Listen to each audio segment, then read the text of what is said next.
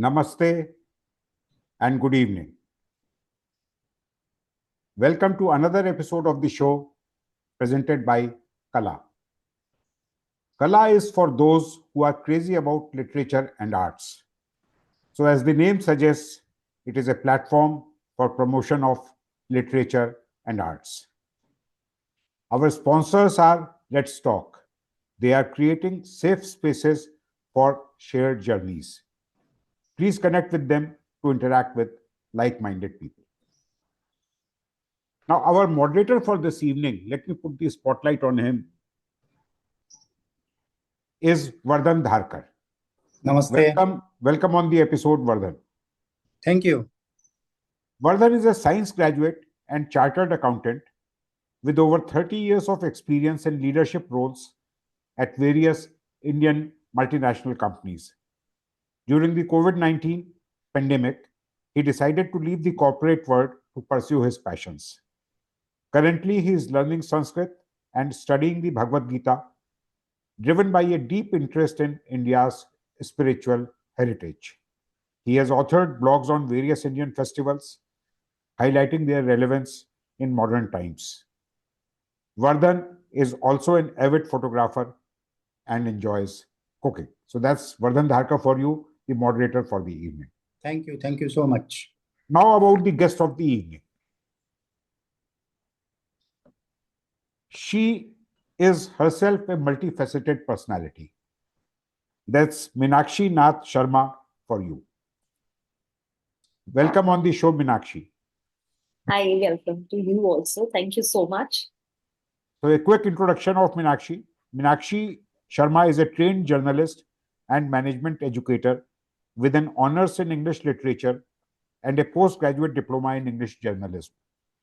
Meenakshi has an MBA in human resources and has completed a program in management of social initiatives. Her flair for entrepreneurship is reflected in GLiterArti, all about books, a venture incubated at the NSRCEL of IIM Bangalore, and she continues to manage a popular book club in Gurgaon, which she founded in 2011. Soldier On is her debut book. It is a memoir and a tribute to every soldier. Ladies and gentlemen, boys and girls, I now hand you over to Meenakshi and Vardhan. Sit back, relax, and enjoy a scintillating conversation presented by Kala and sponsored by Let's Talk. Over to you, Vardhan. Over to you, Meenakshi. Thank you. Thank you so much, Sanjay, for your warm introduction. And namaste to all our viewers in Bharat and outside of Bharat. And Gudi Padwa and Ugadi greetings to all the viewers as we enter the new year And welcome to Meenakshi Nath Sharma. Thank you for coming on. Thank you for coming on our show, The Show. And it's such a privilege to have you over here. So should we begin our conversation? Yes, please, let's do that. Thank you. Thank you so much. So Sanjay just now mentioned that about your entrepreneurial journey as a promoter of the GLiterArti. What is that and what does it do? Okay, so GLiterArti was founded in 2011. Again, it was such an organic thing. My father lost his spouse, my mother. I felt he was very lonely, and I was sitting with him one day and I just said, why don't we do books, book club? And he was like, let's do it. I think that's it. That was the start. It was just 5 of us who are now called founder members. And now we are almost 200 people who are part of the GLiterArti journey. So it just carries on. So it's every month a book and just getting people together, much like what Sanjay ji is doing with, Kala, just bringing people together for the love of literature and art. So how does it function? Is it an online platform or it's something which you meet regularly, invite authors? Right. How So does it work? it started as an offline real-time meet in Gurgaon. Okay. Then I moved to Goa. So the G stands for either Gurgaon or Goa or Okay. anything else. But the literati was, the motive, the literature and art. We started very much real time, and then COVID happened, and as you know, everything changed. We went online. I think it's a matter of pride for all of us that we could not only not stop the journey, but it became more meaningful. The Mhm. moment we went online, we had more people. We had the seniors joining us, people who couldn't have made the time to come to Gurgaon. So now we have members from Bangalore, Chennai, Kochi. Now you feel so happy. Mumbai, now they can join in. We do both. Now we do hybrid. We typically meet either at a member's place or at a neutral venue, maybe the City Club in Gurgaon, wherever we decide. Mm. And then we go online. So now we make sure everybody's included. Perfect. And then do you invite authors for such meetings or? Yes. Yes. We very much invite authors. And I think we started with, the big names like William Dalrymple, Rajdeep Sardesai, but then over time we made it even more inclusive, I would say. People who had done something different, brilliant, we wanted to have them. Lately, honestly, I've not been able to call too many authors because, the kind of lifestyle we all have, it's hard to coordinate multiple things. But the idea was always to encourage all types of writing. It doesn't matter. It doesn't have to be the full-blown big style. It could be just anybody. So that's So has it expanded beyond Gurgaon in other cities or? Yeah, so we do have one in Bangalore. You just mentioned the NSRCEL of IIM Bangalore, where GLiterArti was incubated as a venture. So at this point, it was just like, a very informal platform, but then I wanted it to get a little more formality. So we have it very much in Bangalore. We have it in Goa. These are real-time meets. Okay. Other places, we are still on that hybrid and online. Yeah. Okay. I don't think we want to scale up. Honestly, the idea was never to scale. It was all about a little intimacy in our interactions. Okay. Okay. I understand.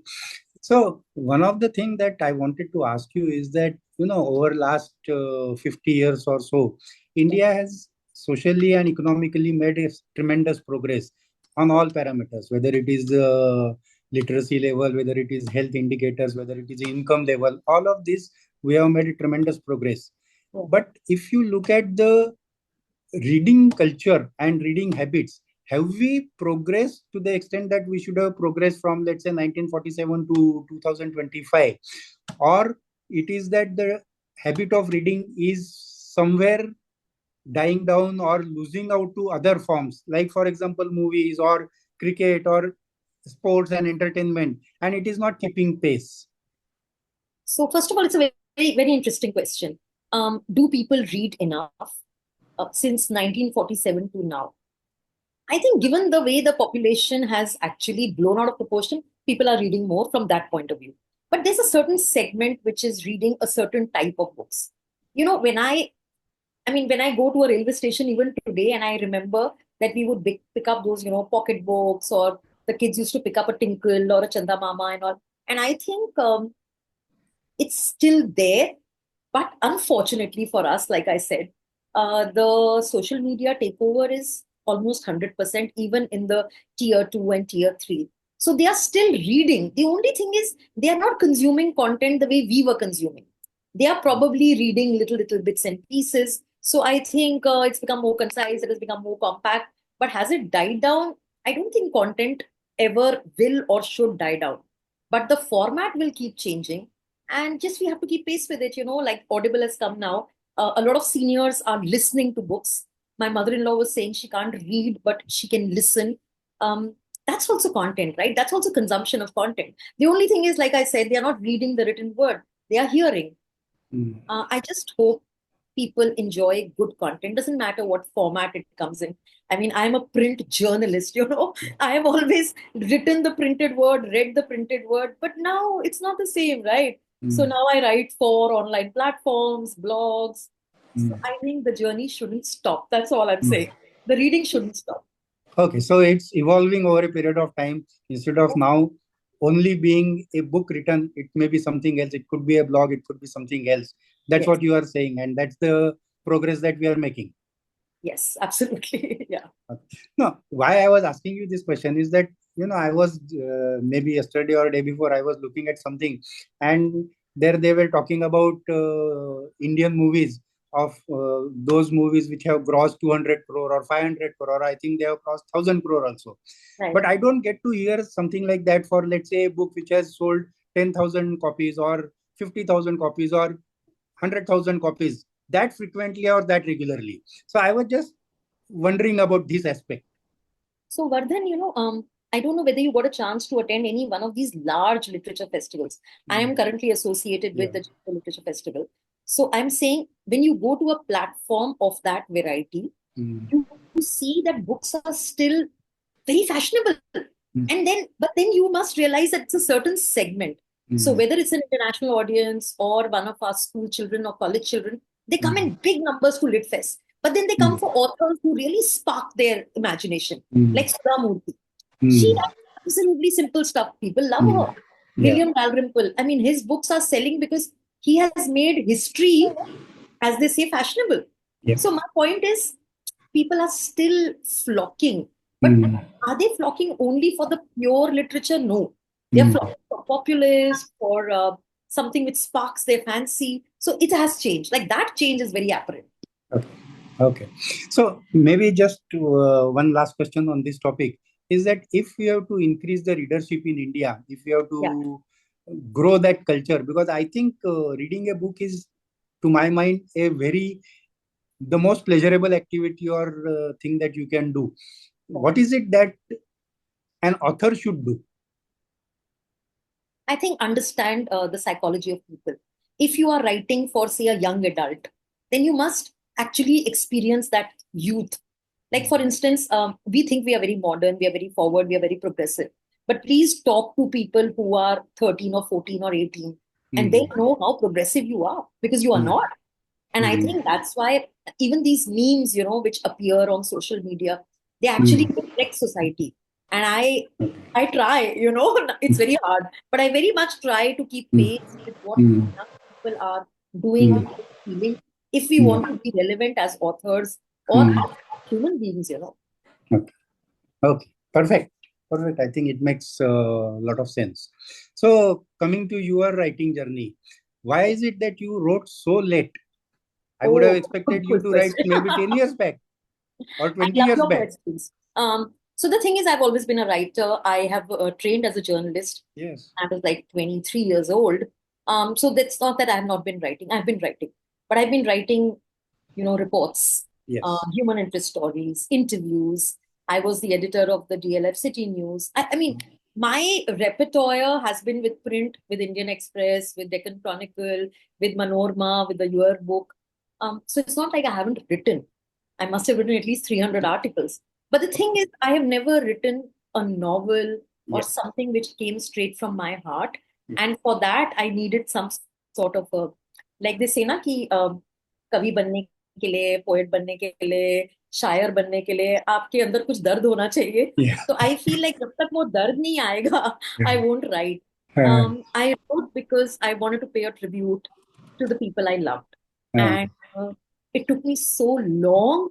And believe me, last 10 years, people have been hearing, Meenakshi wants to write a book, but I don't know when she'll get around to it. There are many people like me. I'm not the only one. There are many people who want to write, but they never write because they are not motivated, or I don't know.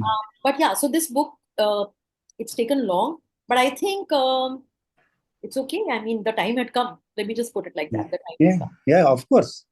For everything, there is always a time, and before that, nothing happens. And that's what I think is equally true over here also.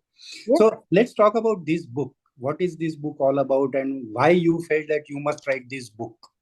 Yeah, so I think recording, it's almost like a documenting. I told you I'm a journalist. I studied literature and then I switched to journalism. And I remember in my first class, our director of Indian Institute of Mass Comm in Delhi said, how many people are literature students? And some 4 of us raised our hands. And he was like, forget it. Forget literature, forget flowery language. Now you are journalists and you have to edit, you have to report. And I think documenting, recording something for posterity was something I was driven by. That's why I wrote. The second thing was I felt like some stories will just, they are untold, but they are meant to go forward and inspire people for something, whatever it may be. So personally, I wanted to record and document a legacy which I feel a part of. I think it's a legacy of patriotism in our family. I wanted to record that legacy for my children to hear and know what this family is all about. I wanted to pay a tribute to soldiers. I come from a family where, my father was in the army, my husband is in the navy, my son is in the navy, my father-in-law is from the Air Force. We are surrounded by the armed forces. I wanted to pay a tribute to that. I want to talk about the silent force, the ladies who stay home, but they have to support. Not just the ladies. Today, of course, women are in the armed forces, so their spouses are there, their children are there. I didn't see my father for years and years. He would just come for like 10 days, 12 days. So I just wanted to record that, so it came from that, to document and to kind of pay a tribute. And how difficult it was for you to research for this book? Because this book spans over a period of, I think, 175 years plus. So getting facts right could be a challenge. Yes. So I think a lot of work was done by my father when he spoke with me. So during COVID, the pandemic has really changed us in many ways. During the pandemic, I was in Goa, my father was in Gurgaon, and we would talk only over the Zoom calls, right? So we had this interaction every Friday where he and I would fix a time and 1 hour we would talk. And he would talk. And, he was lonely, obviously. He had lost his spouse. He was lonely. So he would just tell me things like when I was a child. And then it just started. He would say, when I was a child, I said, I'll write it down and send it to you. I would send it to him. He would say, but you forgot to mention this. And it would come back. I was devastated because he passed away before I could actually put it down. And then for 2 years, I was just like, forget it. And then I restarted. So to answer your question on research, I would say about 50% of the research just came from my conversations with my father, which wouldn't have happened if the pandemic hadn't happened. And the rest of the 50%, then I made a little effort. Then I went back to Amritsar. I went to his hometown. I went to my mother's hometown. I spoke to the regiment. I got some information about the wars online. Some I filled in with his friends and their feedback. And I was so scared because people were going away. His compatriots, his peers were no more. So I was like, before it's too late, I should do it very fast. So I think, without research, you shouldn't even write. I feel like research is the key. Please research, but then write from your heart, then just don't. Then the copy paste can't happen. Then once you have researched, then just put it away and then write. So research is a challenge, but I think mostly it's the emotional part, which is a challenge. Dealing with difficult emotions, going down your history and discovering some things which are not so pleasant. That's the tough part because it's a memoir. I eventually end up writing a memoir, which is, I feel, the most personal thing you can do. No, I think what you say is absolutely right. Is research is something which is the most important and crucial aspect. Even when you are writing a fiction, you need to make sure that it sounds authentic and it's not something which is completely out of place. And also, people are very intelligent, right? We have to honor the intelligence of the reader. Yes. The readers do put 2 plus 2 together. Yes. And if your own dates are haywire, then why did you write? And that's why I worry, when people write so much content on social media, I'm worried. Are they researching enough to write the stuff that they write? I hope they do, or at least now they will start doing. They should pay attention to research. I think that's something, it's important for your own credibility. Absolutely. Credibility. Eventually, I think you have to be true to yourself. Yes. People, I don't care how many people buy the book, but those who buy the book should not go back disappointed. Absolutely true. Maybe if you can talk about this book so that our readers will understand and maybe they will be motivated to buy it and read it fully. About Soldier On, did you say? Yeah. So Soldier On, I feel like soldiers, there are enough movies, enough books on soldiers. So there's nothing about a soldier which people don't know. But I think what they may not know is what happens behind the scenes. They go to war, it's very glamorized. Of course, they are brave. But, by taking the example of one person who, for me, epitomizes what the original soldier, the OG, the old-fashioned soldier was all about. I think what I'm trying to say is that we can't take any human being as a whole cohort. It's not just, oh, there is the army. No, there are individuals. They have families. They have children, and they have responsibilities. And how do they fulfill it? And I took it back that 175 years that we're talking about. I started way back in the 1800s because I know that one of my own ancestors was in the court of Raja Ranjit Singh. So how did it happen that even my son decided to go into the armed forces? What is his legacy that we are drawn towards? Like, he doesn't know that his great great grandfather was in the court. But the point is that there is something that pulls you.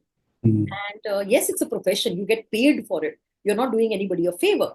You are getting paid for it. But, other than the paid, there has to be some sort of commitment, something which is so intangible, like patriotism, loyalty. These are not just words.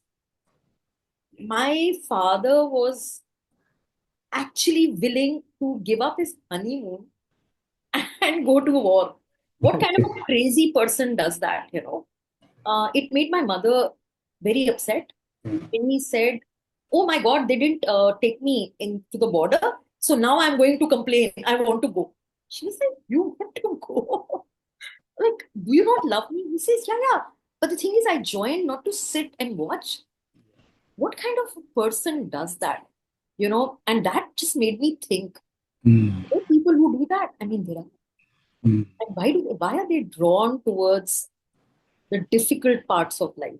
I think it's very inspiring. It inspires me. Like, it motivates me, on days when I don't feel like going to work. I remember what legacy I come from. So that's what I wanted to. I wanted to just bring that out. Okay. It's possible to be so driven and not for money alone, just for that feeling that I am so powerful that I can take, and just to take it a little further, in his 80s, during a pandemic, when he was alone, absolutely alone. And I would say, "Are you okay?" And he would say, "First class." But he wasn't. But this was his coping. This is what the armed forces had taught him, to never say you're not okay, to always say you are okay. I think it's so inspiring. And I think these are the stories which must not be buried. They must be told. Yeah, absolutely. I think what you say is absolutely right. And I hope that this motivates our viewers to go and buy the book and read it. Because Yes. I think they will be able to draw the inspiration in, as you said rightly, in their own day-to-day life. Yes.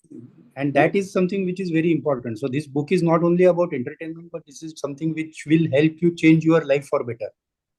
Yes, Vardhan, you said a very important thing. I don't have to go to war to prove that I am a strong person. I just need to follow this in my daily life. I know people don't have to run and join the armed forces. Absolutely. I mean, soldier on means not to give up, to be resilient, to be courageous, to know that difficult times will come. I don't think it's about armed forces, and you're right. I mean, thank you for pointing it out, because I'm not a soldier, but I feel every day when we fight the challenges of life, we are all soldiers. Yes. So yeah. So, this is your first book that you have written and published. And generally, what I have seen is that most of the time, authors find it difficult to, access the market or reach out to the readers and audience. How did you face that challenge, and what difficulties you had in reaching out to the readers? What was your experience? Okay, so I think I'm a little bit different in that sense. I didn't feel the need to reach out to too many people, which is not to say that people shouldn't. People should. But today, you have influencers, you have book marketing professionals, you have PR agencies. The only problem is then you have to spend money. So there are two ways of doing it. This is the way I look at it. One way is to do it yourself. which I think nobody can do it better than the author themselves. Go to your circles, talk to people, attend events, activities, be a part of book clubs, go for all these meetups, talk to a lot of people. The other is to have a good publisher who guides you correctly. Like my publisher will not actually promote the book, but at least she'll put me in touch with the right person. I think that's another way. And the third way is, of course, put some money down, go to the publicists. They do a great job. The book influencers, it's a very growing industry. And if you have a literary agent, they will help you. So I feel like there are many avenues, but if you don't want to spend money, then just get your hands dirty, jump into the market. Don't be shy. Don't be shy about talking. I haven't done enough work. Honestly, I'm not the right person to advise, because for me, it was enough that I've written. I was like, I have written, ab main aur nahi kar sakti. But it doesn't work like you have to do it. Amish Tripathi, whenever he gives an interview, he does the best job. He's an MBA in marketing, right? Yeah. So people like Amish or people like Ravinder Singh, they do a lot of their own publicity, and they should. William does it. William Dalrymple does it. Rajdeep does it. Yes. So, just do it. Or otherwise, just be content. 100 people will buy your book. Be happy. Yeah. That's fine. I think what you say will help budding authors in making sure that they reach out to the audience in a right way. Yes. Do what you can. But, honestly, don't fret about it too much. If the book has good reviews, encourage people to at least post that review. Do what you can. I mean, there's not a lot of money in it, if that's what you're asking. Yes. But my point is, now next book I'm going to do like a pure academic book. Yeah. It is meant for my students, MBA students. Okay. And Okay. So that was going to be my next question, is that what is it that we should expect from you in next 12 months or 24 months? Yeah, I was talking to somebody who said, Meenakshi, you wrote a memoir. You have gone down the rabbit hole. And I was like, that's true. So I want to come out of that rabbit hole now. I want to see, my strength is my background in journalism. Yeah. And the fact that I have been a management educator for about 20 years. I have a lot of training experience. So now the thing is to take all that experience and to put it in a kind of a non-fiction, something which MBA students can refer to like a finishing school. Like you do all of that, you do your marketing, you do your accounting, or you do whatever you have to do. But eventually you need to have a finished product. And I think that's what I want to do. I want to work on business etiquette, business and social etiquette. That's which is in my head. And yeah, if all goes well, then this year, that's the plan. Perfect. Sounds very interesting. And we will definitely look forward to having that. So as part of the show, we also have a rapid fire round.